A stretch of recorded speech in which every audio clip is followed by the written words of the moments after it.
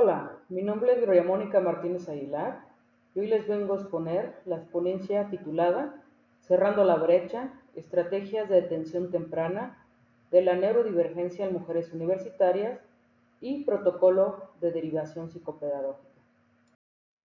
El contenido de la presentación consta de una introducción, metodología, resultados, conclusiones y referencias. El término de neurodiversidad fue introducido desde 1999 por Judy Singer, en el cual se reconoce que las diferencias neurológicas como el autismo, el TDAH o la dislexia son variaciones humanas naturales y no necesariamente trastornos. En la educación superior, si se atiende a este enfoque, será posible visibilizar y atender las necesidades de estudiantes cuyas características suelen pasar desapercibidas en entornos académicos tradicionales. Por eso, el planteamiento del problema es que en el caso de las mujeres, la neurodivergencia está históricamente subdiagnosticada. El fenotipo femenino en condiciones como TA y TDAH tiende a ser un masking mediante camuflaje social y estrategias de adaptación, lo que retrasa la detención y deja sin apoyos adecuados a miles de estudiantes universitarios. Esto genera rezagos académicos, una sobrecarga emocional en ellas y hay un riesgo de que abandonen la escuela. Por eso la justificación de esta investigación es que si hay una detención temprana, se podrá garantizar el derecho a una educación inclusiva y equitativa. Identificar a tiempo señales de neurodivergencia en mujeres universitarias permitirá diseñar apoyos psicopedagógicos, lo cual va a favorecer su permanencia escolar y va a reducir el riesgo de afectaciones en su salud mental. Además, esta investigación aportará evidencia para transformar políticas institucionales a favor de la inclusión. Como hipótesis se tiene que un protocolo breve y adaptado al fenotipo femenino, construido en base a evidencia científica y validado en contextos universitarios, incrementará la capacidad de detención temprana de neurodivergencia en mujeres, mejorando así los procesos de derivación y acompañamiento académico. Se tiene un objetivo general, el cual es diseñar y validar un instrumento breve de cribado para la detención temprana de neurodivergencia en mujeres universitarias, del cual se desprenden tres objetivos específicos. Número 1. Desarrollar ítems sensibles al fenotipo femenino, tanto en TA como en TDAH. Número 2. Validar su consistencia interna y capacidad discriminante. Y número 3. Proponer un protocolo psicopedagógico de acompañamiento. La metodología consta de 5 fases. La primera, la selección y adaptación de ítems. Se tomaron en cuenta dos tests que son sumamente conocidos y validados desde hace muchos años, sin embargo siguen estando más hacia el fenotipo varonil. En este caso es el AQ y el ASR versión 1. En el primer caso se tomaron 50 ítems del AQ y 18 ítems del ASRS. Y un equipo interdisciplinar revisó estos 68 reactivos para identificar los ítems que tenían mayor posibilidad de captar el fenotipo femenino, donde se predominan estrategias de camuflaje y síntomas internos, además de los comportamientos externos típicos. Estos ítems se clasificaron en 3 dominios. El primero, camuflaje social y regulación emocional. Segundo, inatención interna y problemas de organización. Y el tercero, agotamiento cognitivo y autoexigencia. Para la fase 2 se tuvo la validación del contenido. En este caso, todos los ítems que fueron seleccionados en la primera fase fueron sometidos a lo que fue una validación del contenido del ítem, en este caso en 2 líneas, tanto relevancia como en claridad, donde si se tenía una razón de .88, el ítem era considerado aceptable y se conserva. Si el ítem estaba entre .75 y era menor a .88, se tenía que reformular y reevaluar en una segunda ronda. Si el ítem estaba abajo de .75, se eliminaba. Adicionalmente, se calculó el índice de validez de contenido a nivel de escala, de manera global, y se tomó como un criterio de calidad que este índice estuviera igual o mayor a .90, lo cual nos iba a indicar que el contenido era excelente. Por último, se calculó el kappa modificado. Esto para tener en cuenta la confiabilidad de los resultados de la validez de contenido. Todos estos resultados se usaron para reformular los ítems o depurarlos y los que se tenían que ajustar para la segunda ronda. En la tercera fase, una vez que los ítems ya fueron reformulados, fueron contrastados con confiabilidad y contenido validado, se realizó una aplicación piloto y de esta aplicación piloto un análisis de fiabilidad. Para esto se hizo un muestreo estratificado de 256 estudiantes de dos instituciones de educación superior de México. La encuesta se realizó mediante Google Forms, donde en primera instancia todos los participantes primero otorgaron su consentimiento informado y después contestaron los ítems que estaban hechos en una escala Likert de 5 puntos. Con los resultados de la prueba piloto se realizó el análisis de fiabilidad con el coeficiente de alfa de Cobanch, el cual nos dice que si es igual o mayor a 0.60 es aceptable para investigaciones exploratorias. Si es igual o mayor a 0.80 es bueno e indica que tiene una consistencia interna sólida. Si es igual o mayor a 0.90 es excelente y tomando en cuenta que esto es para un cribado en un contexto universitario, tomamos que si fuera arriba de 0.80 garantizaba que fuera bueno y que los ítems funcionaban de manera coherente sin ser repetitivos. Para la fase 4 se realizó un análisis factorial exploratorio y una curva ROC. Estos dos se llevaron a cabo en el software SPSS. En el análisis factorial exploratorio se empleó el método de máxima verosimilitud y también se calculó el KMO y la esfericidad de Barlett.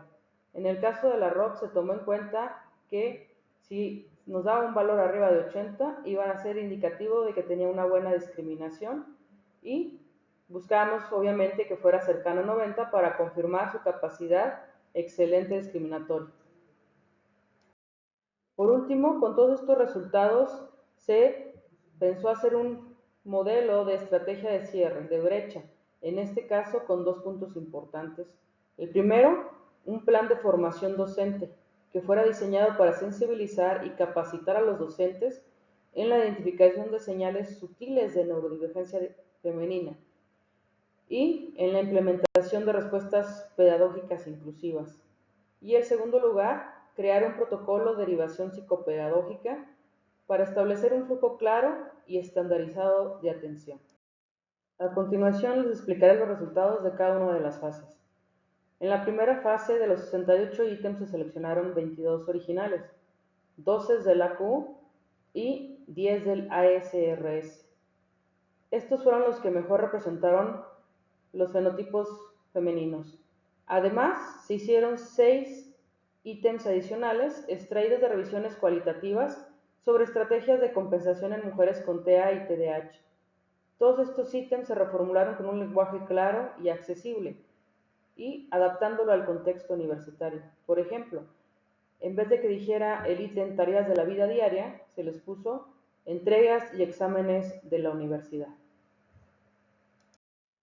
Una vez que los ítems fueron ajustados, se pasó a la evaluación de contenido a través de un panel de expertos, los cuales evaluaron tanto relevancia como claridad. En este caso se obtuvieron muy buenos resultados. En cuestión de relevancia, un punto 879 y en cuestión de claridad, un punto 938, lo cual nos dio un promedio global de punto 908. Estos valores indican un desempeño excelente en claridad y alto en relevancia para esta versión piloto. En cuanto al kappa modificado por ítem, se mostró que el acuerdo no es atribuible al azar. Esto reforzó en gran medida la validez del contenido. En cuestión de relevancia, 22 ítems resultaron en excelente, 1 en bueno, 3 en moderado y 2 en bajo. En cuestión de claridad, 26 ítems resultaron en excelente y 2 en bueno. Como se puede ver en la siguiente gráfica, las barras en azul son los índices de relevancia, las barras en naranja son los índices en claridad, las líneas punteadas son nuestra referencia para mantener, reformular o desechar los ítems. En base a los indicadores obtenidos, se adoptaron las siguientes decisiones. Se conservaron 22 ítems, se reformularon y reevaluaron 6 y se eliminaron 5. Esto dejó 23 ítems, los cuales pasaron a una segunda ronda con los expertos y se volvieron a calcular todos los índices, obtuviendo de nueva cuenta un índice de contenido de 0.951 en cuestión de relevancia y en cuestión de claridad 0.962 y el global en 0.957. Una vez que los ítems fueron evaluados en contenido y en confiabilidad, se aplicó la prueba piloto para hacer análisis de fiabilidad. En este caso, el instrumento contó con una muestra de 241 estudiantes de la Universidad Tecnológica de Torreón y la Universidad Politécnica de San Luis Potosí, los cuales cumplieron con los criterios de inclusión. Los resultados indicaron un nivel elevado de fiabilidad interna, dado que nos dio un alfa de Crogans de 0.875. También se analizaron la correlación de ítem total, donde todos los ítems presentaron correlaciones positivas. Asimismo, se observaron correlaciones interelementos moderadas. Todos estos elementos nos indicaron que hay una gran fiabilidad del instrumento para el uso en contextos universitarios. Después se realizó el análisis factorial exploratorio, AFE, y la curva ROC. Para el AFE se asumió la correlación entre las dimensiones subyacentes, obteniendo un KMO igual a 0.856, lo cual es muy aceptable. Y también se realizó una prueba de esfericidad de Bartlett, lo cual nos dio una pertinencia en cuanto al análisis factorial. Para lo que fue la curva ROC tuvimos excelentes resultados, con una AUC de 1, lo que refleja la capacidad del instrumento para distinguir correctamente a los individuos en función de sus niveles de sintomatología, cumpliendo con los criterios de calidad para un instrumento de cribado clínico. El análisis de las coordenadas de curva reveló que el punto de corte óptimo era una puntuación total de 78.5, el cual permitió alcanzar tanto una sensibilidad como una especificidad del 100%, logrando así una clasificación perfecta. En la última fase se trabajó en las estrategias para el cierre de brecha, tomando primero la capacitación docente. En este caso, se crearon 2 módulos presenciales de 4 horas cada uno. El primero se centra en la detección de camuflaje social y en los síntomas internos que caracteriza tanto el TA como el TDAH en mujeres. Esto para enseñarles a los docentes a reconocer algunos patrones de enmascaramiento, señales de inatención no evidente y obviamente signos de agotamiento emocional. Y el segundo módulo que aborda estrategias pedagógicas inclusivas, ofreciéndoles adaptaciones prácticas dentro del aula. Como ejemplo, diseños de actividades flexibles, algunos ajustes en las entregas de tareas y también técnicas de apoyo personalizado. El segundo punto de estas estrategias fue la creación de un protocolo de derivación psicopedagógica, donde en primera instancia se aplica lo que es el cuestionario de cribado, los cuales nos van a dar indicadores tanto de TA como TDAH en las mujeres universitarias. Si hay algunos indicadores, los cuales quiere decir que la mujer obtuvo un puntaje arriba del corte, 78.5, se hace una derivación a psiquiatría o neuropsicología para que haya un diagnóstico confirmado por un experto. Si hay un diagnóstico confirmado, se hace un plan de apoyo individual, como tiempo extra en sus entregas, en sus tareas, tutorías, un seguimiento completo y, obviamente, con formatos alternativos. Y con esto se cerraría en ese caso. Sin embargo, si no hay indicadores consistentes de TA o TDAH, simplemente se hace un plan de apoyo general para estar reevaluando a las mujeres cada cuatrimestre o cada semestre. En el caso de que sí hayan tenido esos indicadores consistentes y que se haya mandado con un experto y el experto no haya confirmado el diagnóstico, se les va a seguir dando un apoyo general y se va a seguir reevaluando por si cambian algunas de sus condiciones. También, para tener un seguimiento integrado, en caso de una crisis detectada por algún otro medio o por el Departamento de Psicopedagogía, se va a hacer una derivación urgente de salud mental. Como conclusiones de su trabajo, tenemos las siguientes. El protocolo diseñado demostró validez teórica, psicométrica y práctica para la atención temprana de rasgos neurodivergentes en mujeres universitarias. Identificó 5 dimensiones claves: agotamiento emocional, reactividad emocional, inatención cognitiva, desregulación sensorial y camuflaje social, que son características muy comunes en mujeres con TEA y TDAH. En cuanto a la solidez del instrumento, se obtuvo una fiabilidad interna alta, también una capacidad discriminante perfecta, con un punto de corte establecido en 78.5. Esto quiere decir que esta herramienta es excelente para un cribado inicial para detectar mujeres con neurodivergencia. En cuanto a relevancia e impacto, el protocolo responde a una brecha de género en salud mental, ya que las mujeres neurodivergentes suelen recibir diagnóstico de una manera muy tardía. Estamos hablando de 5 a 10 años tarde en comparación con los hombres. Y esto genera en ellas un desgaste emocional y obviamente dificultades académicas, especialmente por el fenómeno conocido como masking o camuflaje social. ¿Qué recomendaciones e implicaciones tiene esta cuestión? Para su aplicación institucional se proponen 3 acciones. La primera y más importante a mi gusto es la formación docente, para que los docentes puedan reconocer señales sutiles y puedan después derivar a una atención psicopedagógica. Número 2, la ruta de derivación psicopedagógica, la cual va a ser su acompañamiento emocional dentro de las universidades. Y número 3, que siempre hay un seguimiento longitudinal en todos los casos detectados. Proyección futura.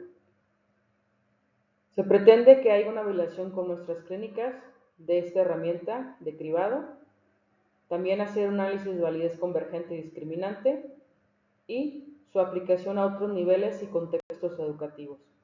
Este protocolo puede convertirse en un recurso estratégico para universidades que buscan fortalecer sus políticas de inclusión y salud mental con enfoque de género. Aquí les muestro algunas de las referencias utilizadas en la realización de esta investigación.